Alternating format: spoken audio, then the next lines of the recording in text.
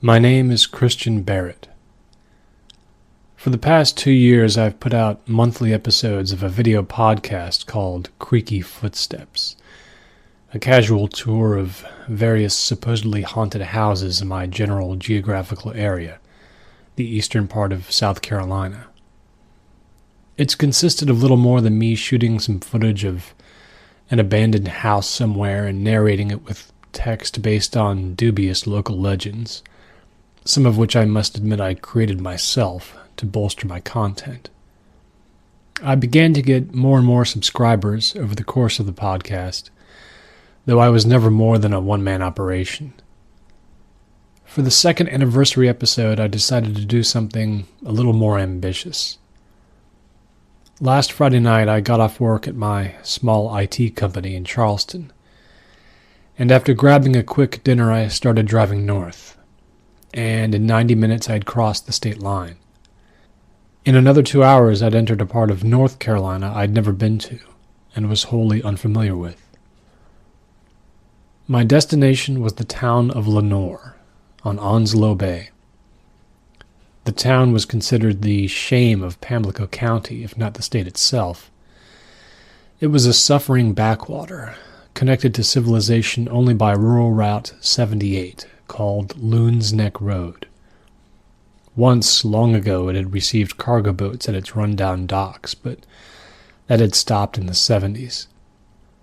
The town had less than 1,000 people left, and in fact it had become the largest incorporated area with the fewest citizens in all of North Carolina. Every part of it had fallen into neglect, judging from the few photos I'd seen. Not helping matters was a book published by some hack in the late 90s called The Town with Many Eyes, a collection of allegedly true campfire tales ascribing all sorts of supernatural upheaval to the place. I'd never read it. It was only because the town had developed such a reputation, in fact, that I had refrained for so long from doing some sort of episode of the podcast there. It almost seemed too obvious. I was only 30 minutes away from Lenoir, and I'd begun to look for signs to Loon's Neck Road, when my cell phone rang on the seat beside me.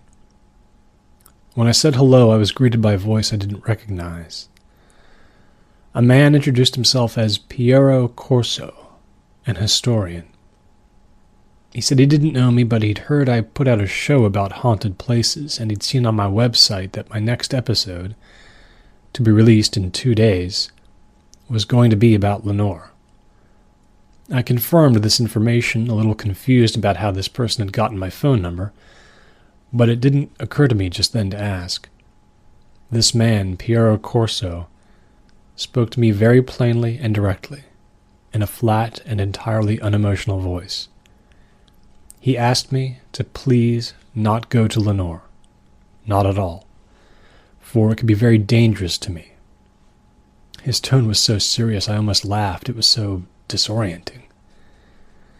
When I asked him what he meant, he said he wasn't at liberty to explain, but he had no stake in what happened to me beyond wanting to warn me, or anyone with me, that something was going on in Lenoir that was a threat to anyone inside the town. I was at a total loss. I told him I was, in fact, headed there at that moment, and there was a long silence on the line. When this man spoke again, he reaffirmed to me that this was a terrible mistake. I asked him to back up and explain from the beginning how he had come to call me, but suddenly the line went dead. He'd hung up on me. I lowered the phone from my ear and focused on the long, dark road ahead of me, trying to replay the brief conversation in my head while navigating by the light of my high beams. The area was growing more hilly, and there were still some patches of snow and ice on the road from a light dusting the night before.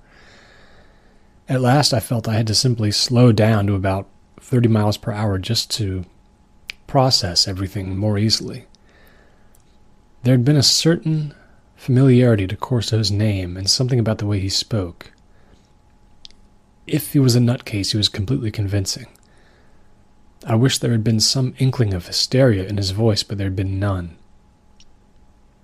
I stopped for gas at a place called Morton's, and I walked to the edge of the tarmac just to clear my head. I checked Corso's number and dialed it. The connection was terrible, but there was no answer anyway. To make myself feel better, I then walked up to the cashier's window and asked the man there directions to Lenore, which I didn't really need. I just wanted to know if he'd come out with some superstitious nonsense. He didn't. I asked him specifically if he'd ever heard anything strange about the place. He hadn't. I got back in my car and drove on. Soon I saw the first mention of Lenore. The word was printed alone on a small brown metallic sign. It said only how many miles away it was. Steering with one hand again, I placed a call to my wife. She picked up on the first ring. I asked her if she'd given my name and number to someone named Piero Corso, and she said no, so I asked her to do a quick search of the internet for him. She'd have to call me back a little later.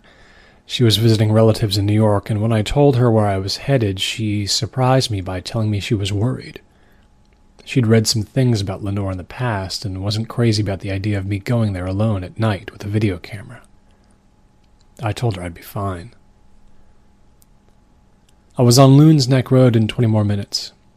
It truly turned out to be a seemingly endless country drive, bending away from the ocean with nothing but depleted fields and marshland on either side. No cars seemed to come from the other direction, and no one was behind me. A sign even smaller than the first one I'd seen let me know I had reached my destination. Again, there was just that one word, Lenore. I entered on the town's south side, which looked like it once housed the industrial district. There was a collection of decaying brick buildings, most of them unmarked, a couple with signs that looked like they were at least 50 or 60 years old. Only one streetlight in 3 was working.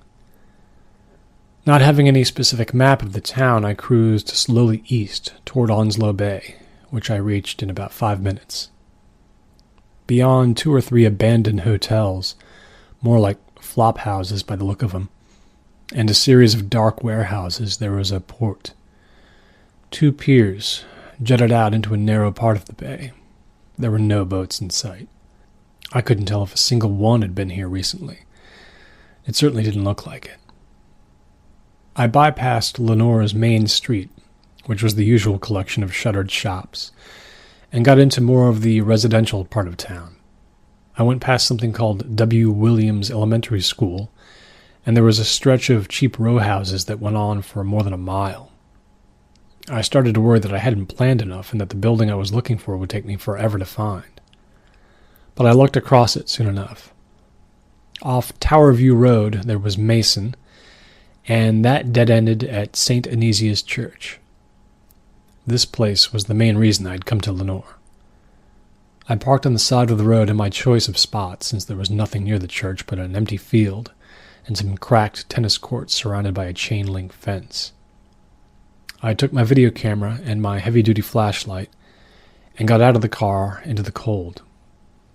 Looking around me, I saw no one, and it occurred to me I hadn't seen a single soul on the streets since I'd gotten there. 2 cars had driven past me, and that was it.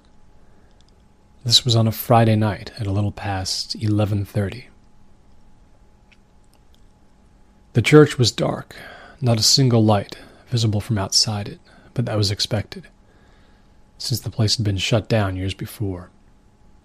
I walked up the steps to the front doors, expecting them to be locked, but they weren't. I looked briefly behind me to see if anyone was watching, but of course there was no one. I pushed the right-hand door inward just a bit. It was incredibly heavy, but it opened with no resistance. I decided to go all the way in and close it behind me, turning my flashlight on since there was no electricity. There I was, inside St. Anesia's Church, which had made Lenore briefly infamous in 2004. Instead of tearing it down, they'd merely stopped using it. But apparently the building was going to remain at the end of this little road forever. Half of the pews had been ripped out, exactly half, just the ones on the left side. There was no longer any altar, no adornments of any kind, The stained glass windows were intact, but there wasn't much else to signify that services had once been performed here. There was a tiny bit of light after all, and seeing it nearly sent me back out into the cold for the shock of spotting it. On the filthy floor in the center of the church was a single candle, sitting on what looked like a dinner plate. The candle was thick and had once been fairly tall, but it was wearing down to almost nothing. There was so much burned wax surrounding it that it might have been burning for a day or more. Someone had been here very recently. I shone the beam of the flashlight all round, now paranoid that I was being watched. But it really seemed I was totally alone. I would have normally set my video camera up on its tripod now and shot some video, especially since I had never expected this lucky break of getting inside the church. But I felt I wanted to be out of there fast, so I quickly just got some handheld shots of the interior so I could overdub the narration later. Here, I would say, right here, the 6 children were found in 2004. None of them yet harmed, but drugged and then literally taped down to the floor in the aisle between the pews, taped down clumsily with the electrical tape so they wouldn't be able to move if they awoke. On each of their palms, someone had painted a symbol of an eye divided in two, a clear gap between the two halves. Inside that gap was a 6-pointed star. In the back of the church, Father Pat Tarkenton was found stabbed to death. Parked outside had been the van that had been driven by the woman who'd abducted the children 6 hours before from a nearby playground. This was the culminating incident in a chain of recent cult practices that had brought a sinister aura to Lenoir, which would stick forever. Vandalism had occurred, assaults, arrests, yet absolutely no one ever admitted involvement with any cult until 2004. The woman who'd abducted the children had apparently agreed to cooperate with the authorities, but 2 days after her arrest, she'd been found in her cell, dead of a heart attack, at age 26. Far stranger still was the fate of the children who had been taken and branded with black ink. They were all dead by 2009, all of them, of various causes. 2 car accidents, 2 cases of leukemia, and a brother and sister both dead in a fire. And so Lenoir, already a place people didn't like to talk about, entered the popular imagination as a cult town. Its population had dropped 50% in the last 10 years. There was just enough information about what had happened to give rise to endless speculation, and not anywhere near enough facts to really know what was going on here, if anything at all. I got my footage of the interior of St. Anesius Church and turned to leave. I shone the flashlight against the doors and saw what had been painted on them in letters 4 feet high. It was a date, 12/19/10. This was today's date. Wanting to be out of there right now, I opened the doors a crack to peer out onto the street. The moment I was sure no one was out there, I left the church, moving briskly down the steps. I didn't feel safe again until I was inside my car. I forced a little laugh out just to make myself feel ridiculous for locking the door. I started the car right up and pulled away from the curb. I wasn't leaving, though, not just yet. I didn't want to leave until I had a little more footage of the town, and after I'd confirmed that the rumors about Lenoir's lack of cell phone reception were completely true, I had to take care of one last thing. I drove past the tiny post office and spotted a payphone beside it. I parked again and called my wife. She seemed relieved to hear from me. She said the reason the name Piero Corso had sounded familiar to me was because it was connected to the case of Ralph Broglie. Ralph Broglie had been a prisoner in maximum security in Montreal and had died during an apparent botched exorcism.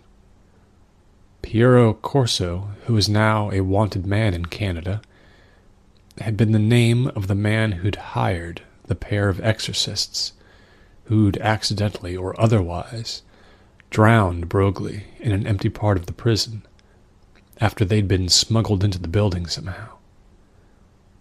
I had no choice but to tell my wife that, yes, if it was the same Piero Corso, I'd spoken to him that night. But I wouldn't give her the details yet. I assured her I was leaving Lenore and I was on my way back home, and that nothing out of the ordinary had happened here, and that I would explain everything later. Back in the car, I cruised slowly toward the north side of town, pointing the camera through the windshield as I drove just to get whatever very rough shots I could. I wasn't going to have the fortitude to do my usual 2 or 3 remotes here. I would come back later, maybe, during the day, with a friend, but most likely my adventure in Lenore was over. Still, I saw no one on the streets, until in the north part of town, which was entirely residential, I could make out 2 people running across the road ahead of me far in the distance, from one side of the street to the other, and then out of sight. About 2 minutes later, a car came in the other direction, and it visibly slowed as it approached me. I actually sped up, very unnerved. I glanced to my left as I passed the car, but I couldn't see inside it. When I saw that it had stopped completely, I took an immediate right turn and sped up. The car didn't follow. Another left took me into a more wooded area. I didn't want to turn around, so I kept going. I realized I could very easily get lost here. I tried taking one more right and found myself in a very quiet part of town, all single-story houses and a private school. A cemetery came up on my left, or more accurately, a gravel path that led back into it, and I assumed this was Crown Point Cemetery, a photo of which adorned the cover of The Town with Many Eyes.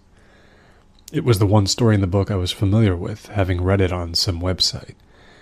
This one actually had a little validity to it, since there were newspaper sources to back it up. I turned into the cemetery, which had no gate. I bumped along the gravel very slowly, going past wildly uneven rows of very old tombstones, some dating back to the Revolutionary War, probably. The cemetery would have been quite ugly during the day, and was more so at night, pockmarked with random rises and depressions, scraggly weeds, unkept grass.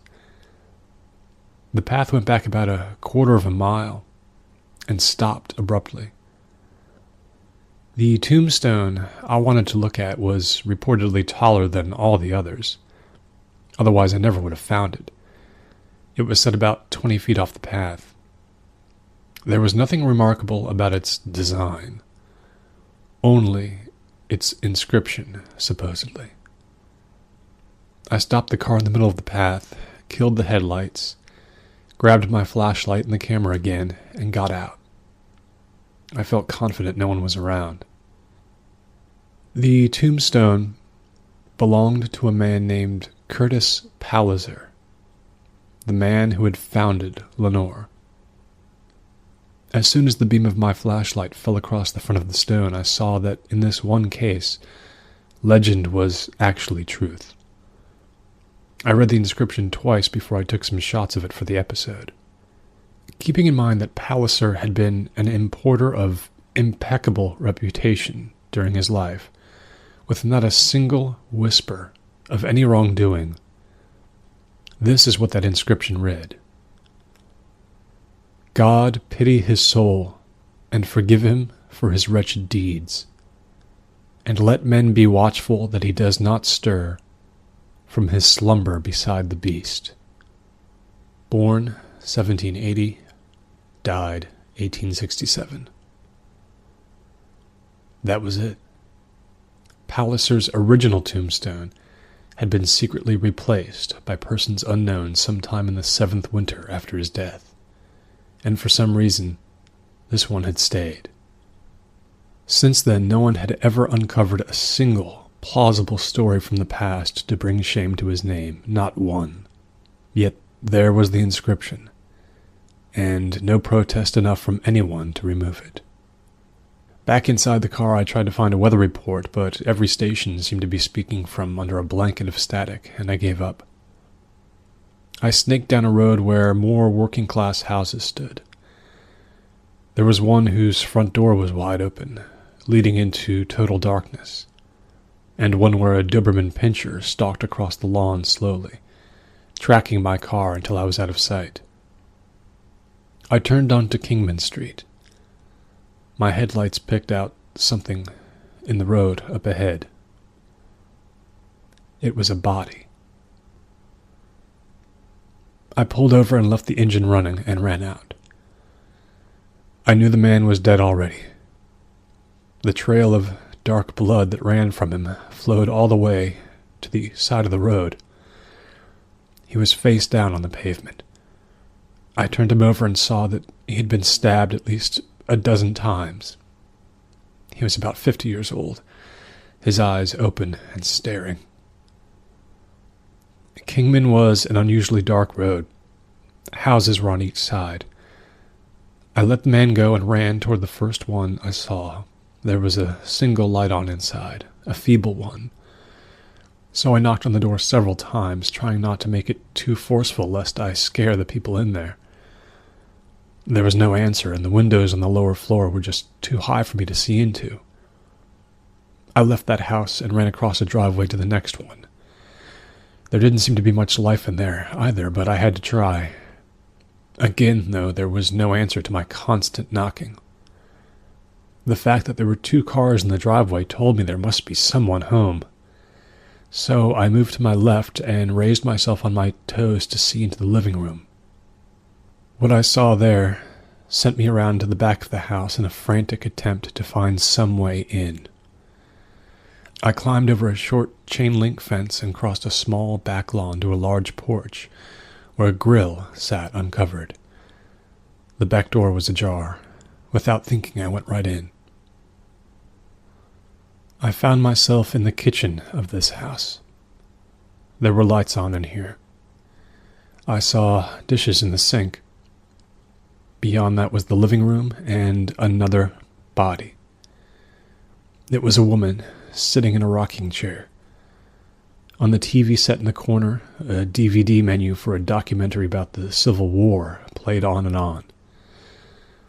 The woman had no visible wounds, but I have never seen a look of terror like I saw on her face, which had gone almost utterly white. Her head was cocked at a strange angle, strands of her hair thankfully obscuring her eyes. I didn't know how long she had been dead. There was something on the wall behind the television, something scrawled there in what looked like black paint. From a distance it might have passed for an accidental blotch, but looking a little closer it was obvious that I was looking at a crude drawing of a dead tree.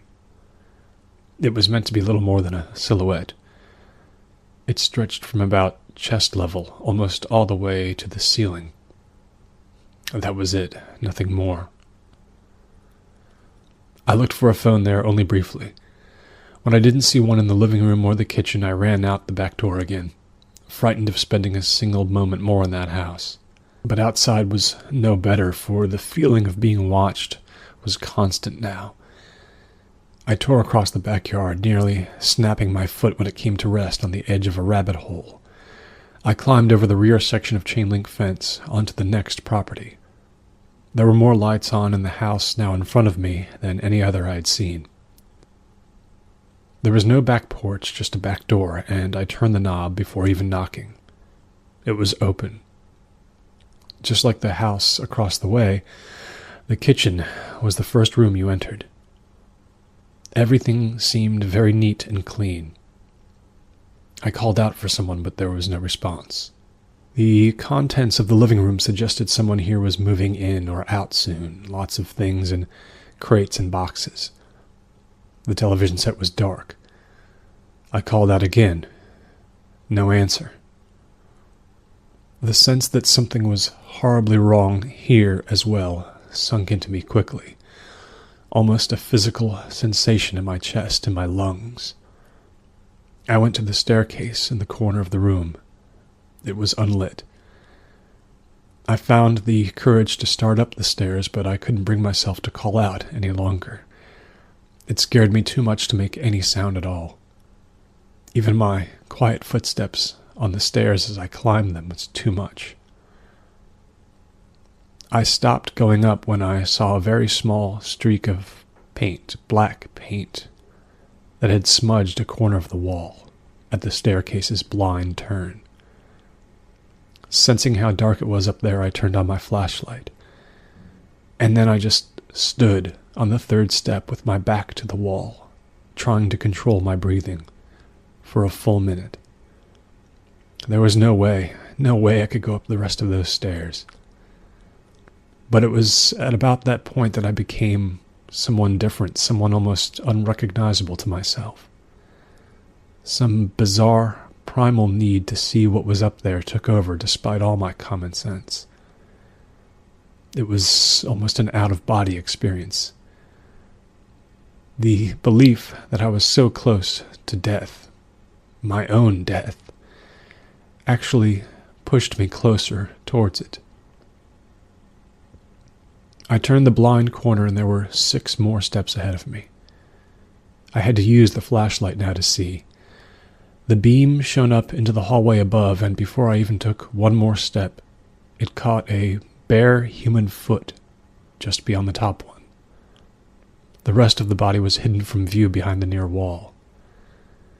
When I got to the top of the staircase, the rest of the image came into view. It was a woman lying face down. She'd been moving toward the bathroom at the end of the hall when she'd fallen from her wounds, or maybe was pinned down while they were inflicted. I turned the flashlight slowly to my left and toward the bedroom that she'd obviously come from. The door was open. I walked toward it. It was pitch black in there. I no longer cared or even minded. My reality had become so nightmarish that I was treating it all like a nightmare. Something unreal. I crossed the threshold into the room. This time the killer, or killers, had painted the tree above the headboard of the bed. There had been a terrible struggle. A lamp had been knocked over, the sheets were completely off the bed. The headboard itself had been dislodged and broken. In the end, the man inside the bedroom had been overwhelmed. He was in one corner of the room, below an open window. There was more black paint there. The date had once again been written in rapid and almost illegible slashes.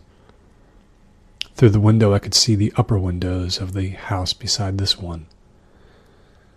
All this was obscured by a foul odor of something burning or having been burned. It was stronger near the corner, where the body lay. I trained the flashlight there again, longer this time, and moved closer. What I beheld was an impossibility. The dead man's skin had been charred almost black from head to toe, including his hands and his bare feet, but his clothing was not even partially singed. He wore a Tennessee Titans sweatshirt and gray sweatpants. None of it was damaged, yet he himself, as if the victim of some kind of spell, had been utterly immolated. No stab wounds, none. Only some freakish burning. Something else. He'd been holding something in his right hand when he died, still clutching it tightly. It was a knife, but one unlike I had ever seen. Double-bladed, almost as if the blades were fangs, and thick, 8 inches or more in length, with a wooden, carefully carved handle. I supposed he had meant to use it, but never got the chance.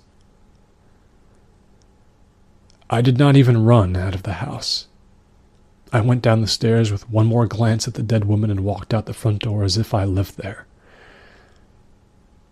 and I crouched on the lawn and looked off at the body that was still lying in the middle of the road. I wanted to lie down in the grass and close my eyes and never wake up. But I forced myself back onto my feet and toward the road. My car was still idling, I saw. I'd left it running all this time. No one had taken it. No one had touched it. I got in and threw the car into reverse. I turned completely around and started driving back the way I had come, but my mind had no conception of where I really was. I couldn't focus at all, so I drove blind, forgetting completely the turns I had made to get there. I just drove. On the fronts of 2 consecutive houses on Windbale Lane, images of trees had been scrawled. It slowly came to me in little pieces, the rumor and gossip I hadn't processed correctly before. 2 cults. Not just one, the newspapers used to claim. And not only were they not aligned, some said they were at war with one another. All nonsense, all of it, none of it proven, none of it understood. The sort of urban legend that took hold in a quiet town, but eventually died. I finally saw a real living being in Lenoir well past midnight. 1 street over from the silent bay, someone was sitting on a swing in a children's playground beside a daycare center. At first I just saw a shape and then the outlines of a face under the glow of a weak nearby streetlight. I pulled the car over to the curb and killed the engine. The person sitting on the swing didn't even look in my direction. I got out of the car and just stood for a moment 50 feet away from the playground. The man and I, for I could see now that it was a man, looked at each other. I finally dared to approach him, crossing the sidewalk and moving past a jungle gym. I told him I needed some help. He looked at me blankly as I walked towards him, not responding. He was a man of middle age, well-dressed. I barely heard him ask me in a low voice if I was Christian Barrett. I stopped. When I asked him if he was Piero Corso, he nodded slowly. I asked him what had happened here. I'm now trying to remember his words as best I can. To my first question, his response was only that Palliser's children had lost, and that tonight the tree would live again. To my question about whether he had called the police and if someone was coming to help, he merely shook his head and said it didn't matter now. I didn't know what to ask next. Before I could ask anything, he stood up from the swing and advised me not to get back in my car, that it was best not to be seen, that I should stay on foot. He said it would be all over soon enough, but I might be able to make it out of town if I wasn't seen. To this he added that he was sorry he was too late in coming here. And then he lifted his right hand to his mouth and put something in it, something very small. And he swallowed it. A second later he collapsed where he stood, all at once as if he had been shot. He emitted a sick cough when he struck the ground. His left leg pounded again and again on the patch of dirt in front of the swing that had been worn away from so many children's feet, and his body twisted as if something were climbing up his spine and he were trying to shake it off. And then suddenly he lay still, dead on the ground before me. I did not touch him, did not try to revive him. I knew it was useless. My decision as to where to go next was made for me when I looked down the street. In the pool of yellow light thrown by a street lamp 100 yards away, I saw 2 dark figures running in my direction. One of them was holding some long, thin object in its right hand. There would not even be enough time to make it back to my car. So I turned and ran across the playground into the darkness, toward the empty ball field behind it. I made it far further than I thought I could. When my lungs felt like they were going to seize up in the cold, sheer adrenaline took me forward. At no point as I ran across a faded baseball diamond into the woods at the end of the field did I look behind me. Only when I tripped over a heavy stone and slammed into the ground did I stop, roll over, and look through the trees at the stretch I had just crossed. I saw no one. They had given up. Once again I was alone in Lenore. This time I was in a place where no one could see me, and that's where I wanted to stay. I lay on the ground and my face pressed into the frost for a couple of minutes, and then I got to my feet and headed deeper into the woods that bordered the bay. I wasn't sure where I was walking. It didn't seem to matter.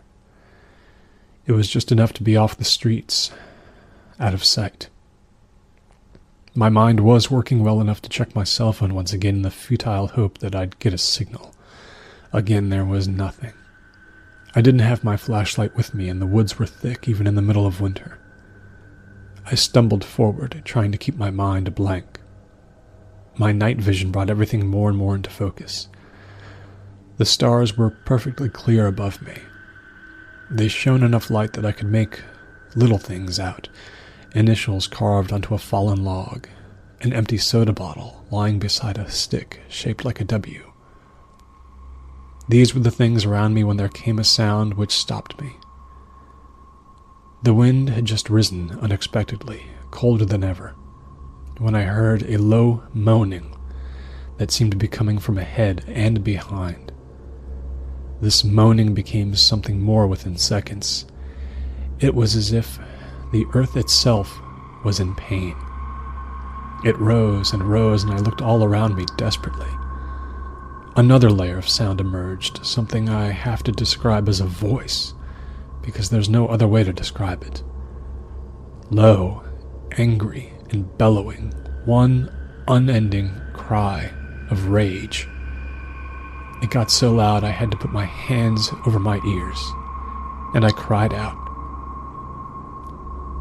Maybe 200 feet in front of me, a giant, shrieking mass of darkness was rising toward the sky. Something that was growing rapidly, reaching upwards, dwarfing everything around it.